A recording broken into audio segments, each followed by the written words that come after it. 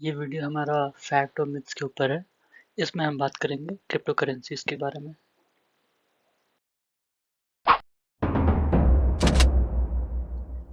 Crypto currencies क्या है? Crypto currencies एक तरह की डिजिटल करेंसी हैं।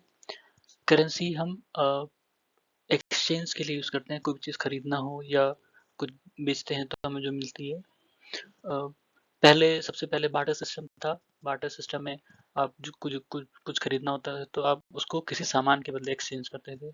मान लीजिए आपको गेहूं खरीदना है तो आप सब्जियां देके, या सब्जी खरीदना है तो गेहूं दे के लेते थे।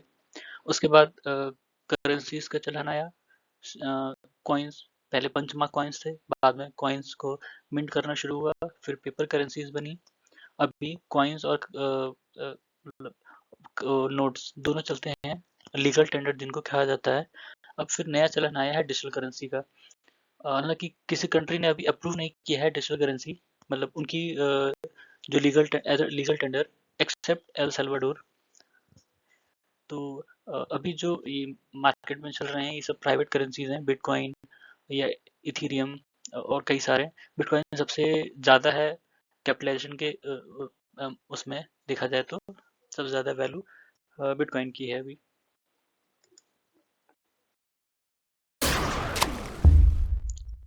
जो हमारे ट्रेडिशनल फाइनेंशियल डील्स होती हैं उसमें तीन पार्टीज होती हैं। दो पार्टीज वो जो एक्सचेंज कर रही होती हैं, एक लेने वाला एक देने वाला, और दूसरी और तीसरा पार्टी वो जो उसको बैक करता है। एक वो ऑर्गेनाइजेशन होती है नॉर्मली। और जैसे हम अपने रुपये के नोट जो होते हैं उस पे देखें तो लिखा रहता है मैं धारक को इतने रुपए देने का वचन करता हूँ, और नीचे गवर्नर की साइन होती है। तो वो इस बात के अप्रूव कर रहे होते हैं कि 10 रुपए कोई देगा तो उसको 10 रुपए वैल्यू का सामान मिलेगा, या आप 10 रुपए के सामान जो वैल्यू होगी आप उसको 10 रुपए देंगे दुकानदार को, वो आपको उतने वैल्यू का सामान देगा। क्रिप्टो करेंसी केस में अलग है। वो एक तरह की प्राइवेट नेटवर्क होता है। उसमें जो है ट्रांजैक्शन जो है अलग से रिकॉर्डेड किया जाता है। और जो क्रिप्टो करेंसी कमाने का जरिया है वो एक तरह उसको माइनिंग कहते हैं। उसमें क्या होता है कि बहुत कॉम्प्लेक्स क्रिप्टोग्राफिक पजल या मैथमेटिकल इक्वेशन होते हैं, उनको सॉल्व करना पड़ता है। तो ये जो बिटकॉइन या और जो करेंसीज हैं ये एक तरह के कोड हैं जो रिकॉर्ड किए गए हैं ब्लॉकचेन पे। ठीक है। और जैसे जैसे लोग बढ़ते जाते हैं इसमें और ट्रांजैक्शन होता जाता है, ये कोड जो है वो बड़ा होता जाता है। तो ब्लॉकचेन क्या है? सतोशी नाकामोतो ये एक पर्सन था या ग्रुप ऑफ लोग थे, ये पता नहीं चल पाया, बिकॉज वो एनोनिमस ही बना रहा। कुछ लोगों ने बाद में क्लेम भी किया कि मैं ही हूँ सतोशी, लेकिन माना नहीं गया क्योंकि प्रूव नहीं कर पाए। तो इसने जो है 2008 फाइनेंशियल क्राइसिस के बाद एक तरह का आइडिया दिया कि जो ट्रांजैक्शन होंगे और वैल्यू होगी करेंसी की या किसी मनी की, वो डिजिटली रिकॉर्ड होगी। ठीक है। और उसको वो पब्लिकली अवेलेबल होगी, कोई भी देख सकता है। ठीक है। हालांकि कौन कर रहा है ये ट्रांजैक्शन, ये इनक्रिप्टेड होगा और अनोनिमस होगा। दूसरा बंदा ये नहीं जान पाएगा कि कौन कर रहा है इसे। हालांकि ये पता चलेगा कि हाँ ये हुआ है। और इसी इसी लेजर को, जो ये रिकॉर्डेड पूरा होता था, इसी को ब्लॉकचेन कहा जाता है।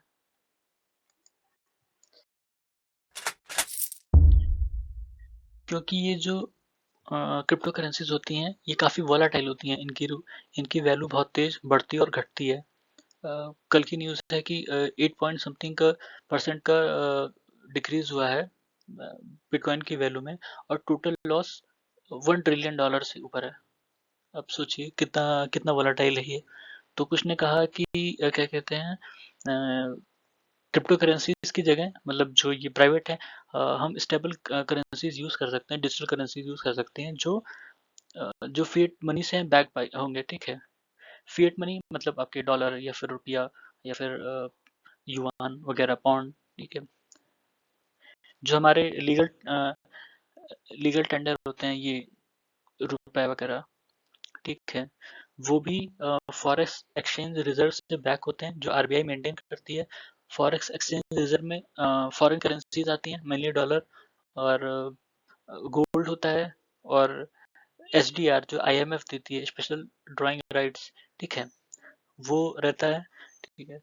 तो इसलिए डिफॉल्ट नहीं होता, मतलब आप किसी को 10 रुपए देंगे तो वो ये नहीं कहेगा कि नहीं नहीं चलता। इंडिया में तो चलेगा ही। ठीक है। बाहर आप उसको एक्सचेंज कर सकते हैं, किसी दूसरी कंट्री में जाएंगे तो मान लीजिए आप यहाँ से यूएस गए तो आप पैसा देके डॉलर ले सकते हैं, मतलब रुपया देके डॉलर ले सकते हैं, एक्सचेंज रेट है उनका वो लीगल है। तो ऐसे ही कई सारे लोगों ने प्रपोज किया अलग अलग करेंसीज। टीथर है, यूएसडी कॉइन है, डीएम मेटा कंपनी है जो फेसबुक की पेरेंट कंपनी है, उसने प्रपोज किया है, ठीक है, कि वो एक फिएट करेंसी से इन डिजिटल करेंसीज को बैक करेंगे।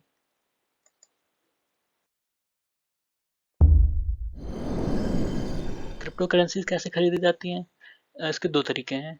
पहला, आप माइनिंग कीजिए, जो कि काफ़ी डिफिकल्ट है और लोग नहीं कर पाते हैं। दूसरा, किसी और से खरीदिए, मतलब जिसके पास है। तो ऐसी कई कंपनियां हैं या कह सकते हैं प्लेटफॉर्म आ गए हैं अब, जो ये कहते हैं कि आप हम पे इन्वेस्ट कीजिए, हम आपको क्रिप्टो करेंसीज दिलाएंगे। जैसे ये WazirX, coin DCX, coin switch, Kuber वगैरह हैं। ऐसी काफ़ी सारी आ गई हैं। और इंडिया में वो मतलब अपना केवाईसी वगैरह कराते हैं, उसके बाद रुपया इन्वेस्ट करके क्रिप्टो करेंसीज खरीद सकते हैं। एक्सचेंज में वो आपको वैल्यू का, उतने वैल्यू का क्रिप्टो करेंसी दे देंगे, ठीक है। हालांकि आरबीआई ने पहले डायरेक्टिव दिया था कि जो मतलब ये वर्चुअल करेंसीज हैं, इनके ट्रांजैक्शन वैलिड नहीं है इसको, लेकिन सुप्रीम कोर्ट ने क्वेश्चन कर दिया था। लेकिन उसके बाद में हमारे पास जो हमारे बड़े बैंक है, ऐसा कोई इंफ्रास्ट्रक्चर नहीं है जो इन सब चीज़ों से डील कर सकें, मतलब क्रिप्टो करेंसी या डिजिटल करेंसी हैंडल करने के बाद। और काफ़ी सारे जो हमारे डिजिटल वॉलेट भी हैं वो भी सपोर्ट नहीं करते हैं। एक यही मोबीक्विक का नाम आया है जो वजीरक्स और कॉइन डीसीएक्स में है, बाकी तो नहीं है, ऐसा कोई सुनने में नहीं आया।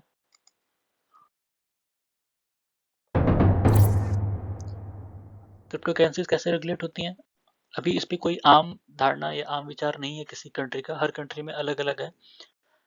एल सल्वाडोर हमने सुना था कि उसने इसे बिटकॉइन को लीगल टेंडर घोषित किया था। अभी सुनने में आ रहा है रशिया बिटकॉइन को या कह सकते हैं क्रिप्टो करेंसीज को बैन करने वाला है, ठीक है।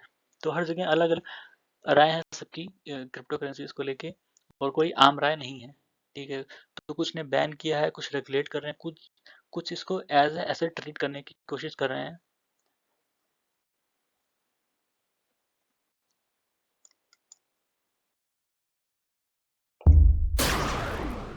आरबीआई ने कहा है कि वो एक central bank digital currency launch करेगा। सेंट्रल बैंक डिजिटल करेंसी एक तरह का रुपया का डिजिटल फॉर्म होगा, वो बैक बाई ब्लॉकचेन, और वो एकदम कॉन्सेप्ट उसका भी बिटकॉइन या करेंसी कॉइन की तरह रहेगा। पर उसमें अंतर ये है कि ये एक तो सेंट्रलाइज होगा, मतलब इसको आरबीआई वो करेगी, पब्लिश करेगी। और दूसरा कि ये प्राइवेट नहीं, गवर्नमेंट बैक होगा, ठीक है। और इसमें डिफ़ॉल्ट करने का भी चांस नहीं होगा, क्योंकि आरबीआई है, आरबीआई जैसे रुपया मैनेज करती है वो इसको मैनेज करेगी। और तीसरा, बाकी जो करेंसीज हैं उनको रिकॉग्निशन नहीं है, जो प्राइवेट करेंसीज हैं बिटकॉइन, इथीरियम वगैरह वगैरह, उनको अभी रिकॉग्निशन नहीं है, लेकिन रुपए को है, ठीक है। और ये डोमेस्टिकली और इंटरनेशनली दोनों जगह यूज हो जाएगा, आरबीआई का ऐसा कहना है।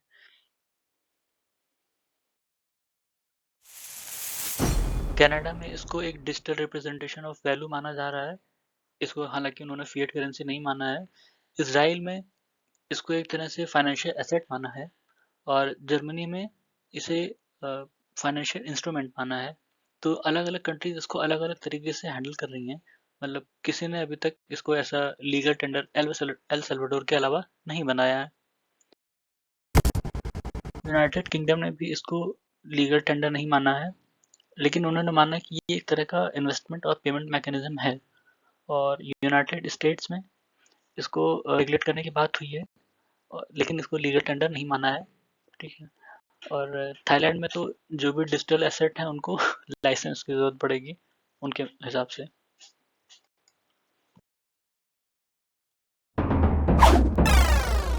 रिसेंटली अभी एक आर्टिकल था जिसमें बताया गया था करेंसी होने के लिए कौन कौन सी कंडीशन होनी चाहिए। तो बेसिकली उन्होंने 3 कंडीशन बताई थी। उसमें पहला था कि ये एक तरह का प्रोमिसरी नोट होना चाहिए, ठीक है। जहाँ जो इशूअर है वो प्रॉमिस कर रहा हो उस बिहोल्डर को या बियरर को जिनके पास वो नोट हो। प्रॉमिस मतलब जैसे हम अपने नोट में देखते हैं, या 10 रुपए या 20 रुपए के नोट में देखते हैं, उस पर लिखा होता है कि मैं धारक को इतने रुपए देने का वचन करता हूँ, और नीचे गवर्नर की साइन होती है, आरबीआई गवर्नर की, ठीक है। और दूसरा है कि ये जो ये प्रॉमिस है या प्रोमिसरी नोट है, ये एक सॉवरेन नेशन से बैक होनी चाहिए ताकि वो उस प्रॉमिस को एग्जीक्यूट कर सकें। जो क्रिप्टो करेंसीज या अदर करेंसीज प्राइवेट करेंसीज हैं, उसमें ऐसा कोई कंडीशन नहीं है, ठीक है। अगर वो कल को फेल हो जाती हैं, आपको उनकी वैल्यू नहीं मिलती तो कोई पूछने वाला नहीं है। थर्ड, जो करेंसी की प्रिंटिंग होती है या मिंटिंग होती है, वो किसी डिजिटल एसेट या फिजिकल एसेट से, टेंजिबल एसेट से बैक होनी चाहिए। जैसे अपने यहाँ गोल्ड या और एसडीआर वगैरह हैं, ठीक है, फॉरेन एक्सचेंज रिजर्व जो है हमारे यहाँ, ठीक है। इसमें लास्ट में बताया कि जो क्रिप्टो करेंसीज हैं, उनको लीगल टेंडर की तरह तो नहीं माना गया, लेकिन वो उनकी वैल्यू एक डिजिटल वैल्यू रिकॉग्नाइज करते हैं, ठीक है। तो ये एक मीडियम ऑफ एक्सचेंज हो सकता है, एक यूनिट है। तो ये मतलब प्राइवेटली कोई इसको यूज कर सकता है, लेकिन ये अभी तक लीगल नहीं है, ठीक है।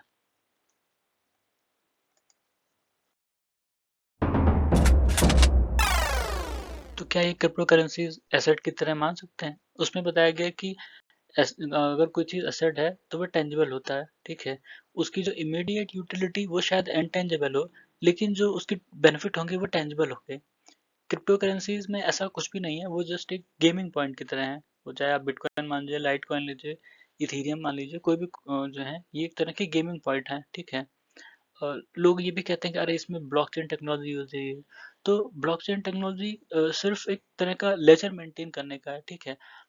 आप कोई गेम, कोई जैसे लोग ऑनलाइन लूडो खेलते हैं या उसमें जो गेम मिलते पॉइंट मिलते हैं, गेमिंग पॉइंट मिलते हैं, उसको अगर प्रमोट करना शुरू कर दें ब्लॉकचेन टेक्नोलॉजी के द्वारा, तो वो भी एक तरह का क्रिप्टो ही हो जाएगा, क्रिप्टो करेंसी हो जाएगा, ठीक है। तो कितना भी कोई वो इसमें तिकड़म लगा ले कि नहीं नहीं ब्लॉकचेन यूज होता है या इसको क्या कहते हैं, अ, इसको एक्सचेंज कर सकते हैं और ये पॉइंट है बहुत मेहनत से मिलता है, मतलब इसमें पजल सॉल्व करने पड़ते हैं, लेकिन है बेसिकली एक तरह का गेमिंग पॉइंट ही, ठीक है। तो इसमें चाहे आप nth इक्वेशन लगाइए, nth पजल सॉल्व कीजिए, उसका कोई मतलब नहीं है। वो एक तरह का गेमिंग पॉइंट ही है जिसको उन्होंने एक लेजर पे डाल के प्रमोट करना शुरू किया है। मतलब ब्लॉकचेन टेक्नोलॉजी ट्रांसपेरेंट है, कह सकते हैं, हर कोई देख सकता है उसे, वो पब्लिक अवेलेबल है, लेकिन वो लीगल नहीं है।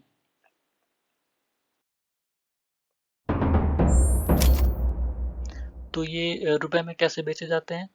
रुपए में भी अलाउ है, लेकिन हमारे यहाँ बैंक इतने बड़े नहीं है कि सपोर्ट कर पाएँ इसको, ना ही उनके पास इतना इंफ्रास्ट्रक्चर है। और इनकी जो क्रिप्टो करेंसीज होती हैं, इनकी वॉलेटिलिटी बहुत ज़्यादा होती है, बहुत वॉलेटाइल होती हैं क्रिप्टो करेंसीज। इनकी वैल्यू बहुत तेज़ बढ़ती है, बहुत तेज़ घटती है, जैसे शुरू में हमने देखा था। और लास्ट ईयर के पहले एक बिटकॉइन की वैल्यू 40,000 तक गई थी, $40,000। अब सोचिए किसी छोटे बैंक से कोई 8-10 क्रिप्टो करेंसी निकाल ले तो वो बैंक तो गया।